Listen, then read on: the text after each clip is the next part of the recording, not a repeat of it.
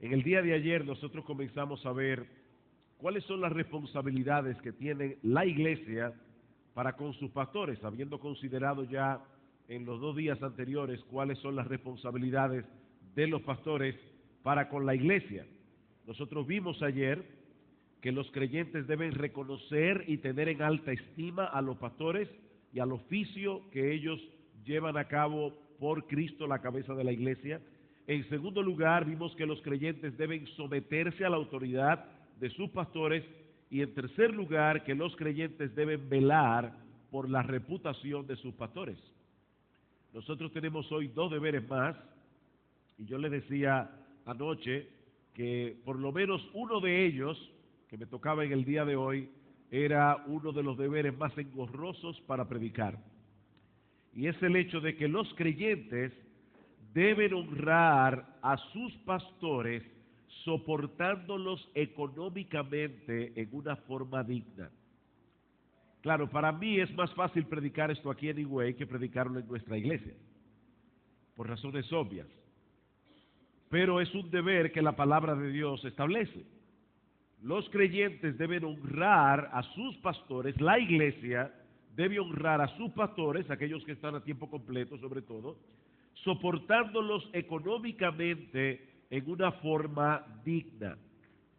Ahora, hermanos, yo sé que este es un tema delicado, yo sé que este es un tema susceptible de ser malinterpretado, sobre todo en una época como la nuestra, donde tantos hombres perversos han tomado el ministerio como una fuente de ganancia y han hecho mucho mal al nombre de Cristo y a su iglesia. Pero si nosotros queremos decir como Pablo, que hemos enseñado a la iglesia todo el consejo de Dios, no podemos pasar por alto este tema. Primero, porque la Biblia habla de este tema. Es parte del consejo de Dios. Pero en segundo lugar, porque yo espero que ustedes vean en esta mañana que la perspectiva que nosotros tengamos de este tema tiene mucho que ver con la perspectiva que nosotros tenemos del Evangelio. Decíamos en el día de ayer, si nosotros apreciamos nuestras almas, nosotros debemos apreciar a nuestros pastores, porque ellos velan por vuestras almas. Bueno, pues de igual manera, si nosotros apreciamos nuestra vida espiritual, nosotros vamos a recibir este tema del soporte económico de los pastores con un corazón abierto, porque una cosa tiene que ver con la otra. Ahora, para tocar este tema, y me van a perdonar hoy, yo espero que no les moleste hoy mi tono de voz. Yo tengo varias semanas luchando con una fuerte alergia y anoche no fue una buena noche en ese sentido y estoy muy tupido. Yo espero que eso a ustedes no les moleste, así que yo voy a tratar de, olvídense de eso, solamente lo digo ahora para que no se distraigan con el tono nasal de mi voz. Yo quiero que veamos básicamente 3 cosas con respecto a este deber. En primer lugar, vamos a ver qué enseña el Antiguo Testamento acerca de ese tema. En segundo lugar, cómo la palabra de Dios en el Nuevo Testamento habla acerca del sostén de los ministros. Y en tercer lugar, vamos a sacar algunas aplicaciones prácticas de esto. Y todavía nos quedará un deber más que vamos a ver brevemente al final. La remuneración de los ministros en el Antiguo Pacto o en el Antiguo Testamento. En el Antiguo Testamento existían básicamente 2 órdenes ministeriales, los sacerdotes y los levitas. Los levitas se sostenían con el diezmo de la congregación, mientras que los sacerdotes, que eran menos, se sostenían con el diezmo de los levitas. Así que los levitas tenían todo el diezmo de la congregación para ellos, y los sacerdotes tenían el diezmo de los diezmos. Vayan conmigo al libro de Números, capítulo 18. Números, capítulo 18.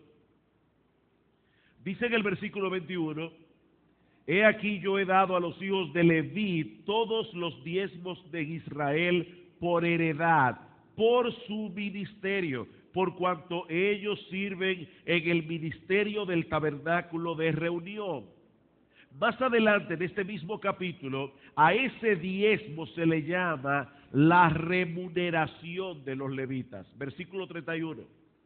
Y lo comeréis en cualquier lugar, hablando de esos diezmos, porque no se olviden que en aquellos días no era en dinero, era en ovejas, era en vacas, eran diferentes granos.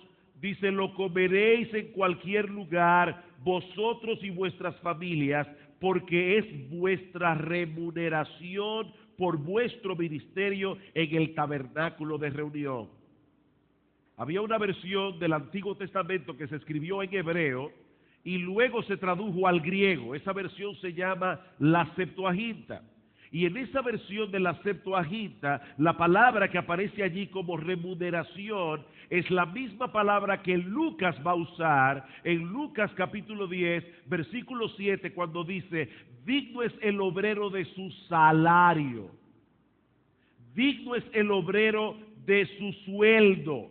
El diezmo del pueblo de Israel era el salario o el pago que recibían los levitas por su labor en el santuario.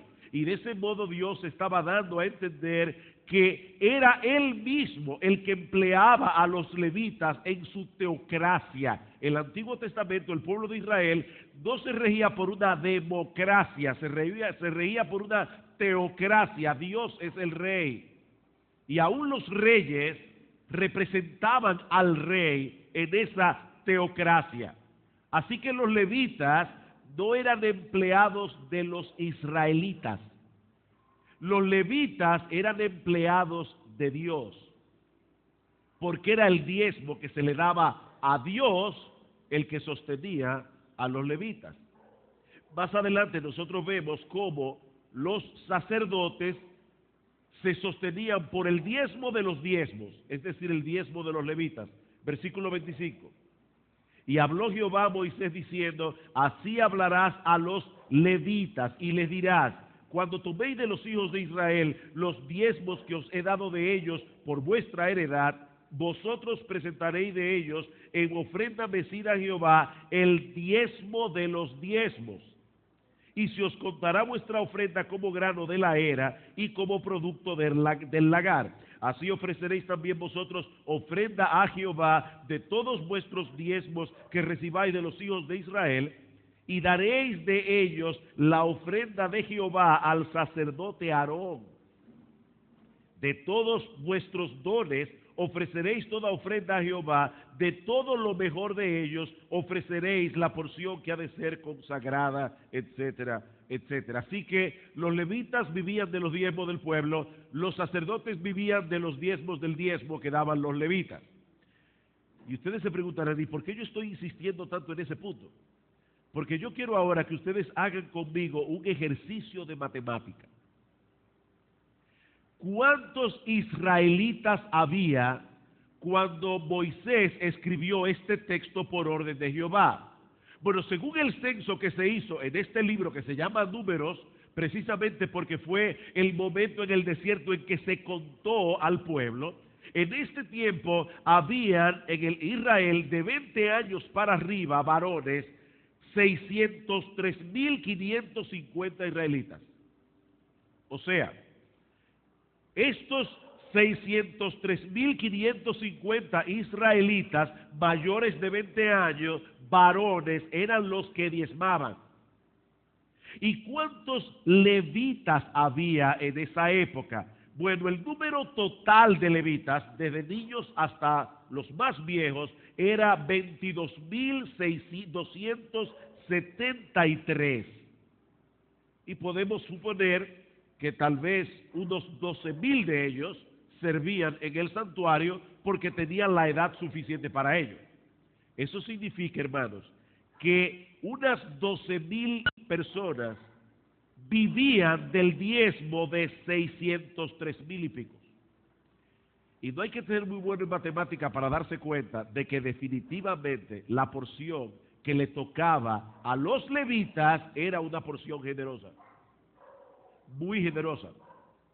Matthew Henry, un comentarista, dice lo siguiente: los levitas eran la tribu más pequeña de los 12, Y sin embargo, además de todas las otras ventajas, ellos tenían una 10ª parte de los beneficios anuales sin tener que sembrar, sin tener que segar. Tal cuidado tomó Dios de aquellos que estaban dedicados a su servicio, no solo para que ellos pudieran ser bien sostenidos, sino también para que pudieran ser honrados con un reconocimiento nacional por los buenos servicios que hacían al público y que merecían como agentes y recipientes de Dios. Así que la remuneración de los levitas mostraba el aprecio que este pueblo teocrático debía tener por el servicio del santuario, la piedad del pueblo, la obediencia del pueblo a la ley de Dios, el aprecio del pueblo por las cosas santas era lo que determinaba el bienestar de los levitas. Mientras el pueblo fuera piadoso, santo, temeroso del Señor, mientras el pueblo obedeciera a la ley, mientras el pueblo apreciara lo que se hacía en el tabernáculo de reunión, los levitas iban a vivir bien, honrosamente, porque el pueblo iba a diezmar correctamente y ellos se iban a beneficiar de esos diezmos. Eso es lo que vemos en el Antiguo Testamento. ¿Y qué vemos en el Nuevo Testamento? Encontramos exactamente lo mismo. Cristo dice en Lucas capítulo 10, versículo 7, que el obrero es digno de su salario. Y en el texto paralelo, en Mateo capítulo 10, versículo 10, dice que el obrero es digno de su alimento. Aquellos que se beneficiarían de la labor espiritual de los ministros, debían ocuparse del sostén material de esos ministros. Ese es el principio que se establece aquí y el que encontramos una y otra vez en el Nuevo Testamento. Vayan conmigo a 1 Corintios capítulo 9. Y este es un pasaje clave para tratar este tema. 1 Corintios capítulo 9. Ahora, antes de leer este texto, permítanme ubicarlo en su contexto. En la iglesia de los Corintios, Pablo, por diversas razones que no vienen al caso, se dio el derecho de ser sostenido económicamente por los corintios. Pablo no aceptó que los corintios los sostuvieran a ellos económicamente. Pero Pablo quiere establecer que aunque él hizo eso en la iglesia de los corintios, seguía siendo su derecho que la iglesia lo sostuviera económicamente. Y es en ese contexto que Pablo escribe lo que dice aquí. 1 Corintios 9, versículo 3. Contra los que me acusan, esta es mi defensa. ¿Acaso no tenemos derecho de comer y beber? ¿No tenemos derecho de traer con nosotros una hermana por mujer, como también los otros apóstoles y los hermanos del Señor y Cefas? ¿O solo yo y Bernabé no tenemos derecho de no trabajar? Fíjense, hermanos, aquí Pablo hace 3 preguntas, las cuales reclamaban las 3 una respuesta afirmativa. La primera tiene que ver con la responsabilidad que la iglesia tiene para sostener económicamente a los ministros. Dice Pablo en el versículo 3, ¿acaso no tenemos derecho de comer y beber? Y obviamente se está refiriendo al derecho de comer y beber a costa de la iglesia. ¿Acaso no tenemos derecho de que la iglesia nos dé el sostén económico que necesitamos para poder comer y beber, para poder mantener nuestra vida? ¿Cuál es la respuesta? Obviamente sí. Segunda pregunta.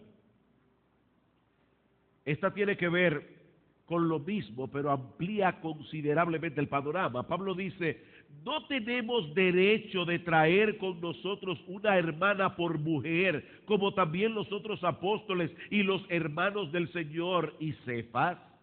De paso, eso nos muestra claramente que los apóstoles eran casados, no eran célibes, no se quedaban solteros. Y de hecho, eso lo aprendemos en los mismos evangelios. Dice en un pasaje en Marcos que Cristo sanó a la suegra de Pedro.